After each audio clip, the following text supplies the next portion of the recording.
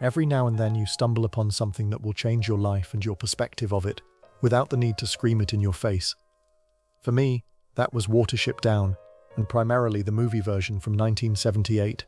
What begins as an ethereal depiction of the rabbit's theological history of existence ends up as a political and philosophical story about life itself. Obviously, these things were a bit too complicated for me to really understand as a kid, and more than that, the scary-looking rabbits traumatized me for years. But the symbolism still lingered, even if I wasn't capable of understanding a thing back then. This is one of the many works that have really pushed me into chasing feelings rather than logic.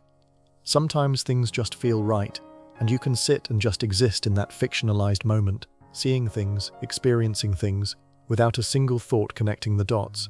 In a way, you almost connect to your younger self. You see the world as a child, where emotions carry everything. The score is where that feeling actually lives. Angela Morley wrote almost all of it, and she did it in 2 weeks. The original composer, Williamson, had fallen behind and only got as far as sketching the prelude and the main title theme before he was replaced. What's strange is that you can't hear the seam. The whole thing sounds like one person's conviction, not a patch job, and that conviction was a stubborn one. By 1978, film scores were starting to reach for synthesizers, for something more modern, more radio-friendly. Morley and Williamson went the other way entirely. Full orchestra, nothing electronic. Structured more like Walton than like anything else being written for animation at the time.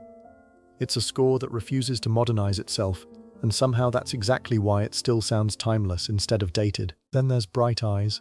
Batt wrote it, Art Garfunkel sang it, and it went to #1 in the UK. Some critics at the time called it bland, too soft for a film this bleak. But I think that softness is the point. It doesn't score the violence or the politics. It scores the moment right before Hazel follows the black rabbit of inlay, and the gentleness of it is what makes that scene devastating, instead of just sad. The music isn't telling you how to feel about death, it's just sitting there with you while it happens. There's a cue late in the film, when the rabbits reach Efrafa, and the strings do something I still can't name. They don't build the way tension is supposed to build, they just tighten, quietly, like a hand closing slowly around something instead of grabbing it. No crescendo announcing danger, just pressure. That's the difference between a score that wants you to react and one that wants you to feel trapped alongside the characters. And Kehaar's theme does the opposite. It stumbles, it's clumsy on purpose, all broken rhythm, because the gull himself is broken and rude and foreign to the warren.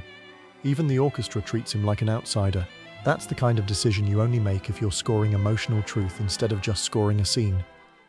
I keep thinking about how none of this needed to be subtle. This is a film about rabbits. It could have leaned into spectacle, into something big and obvious.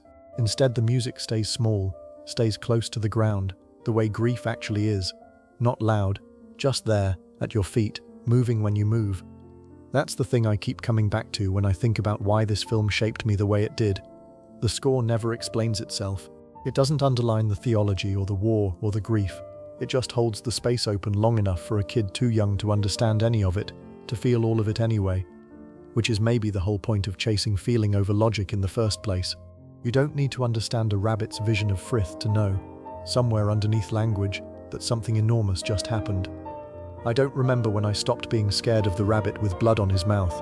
I just remember that one day the fear had turned into something else. Something with no name yet, sitting quietly in the same place the fear used to be. That's what this film taught me before I had the words for it. That things can frighten you and hold you at the same time. That a story can be too big for a child to understand and still leave a mark shaped exactly like understanding. I go back to it now, the way you go back to a room in a house you grew up in. Nothing's changed, but you have, so you see the corners differently. The music still does what it always did. It doesn't explain. It just waits with you. Maybe that's the whole lesson.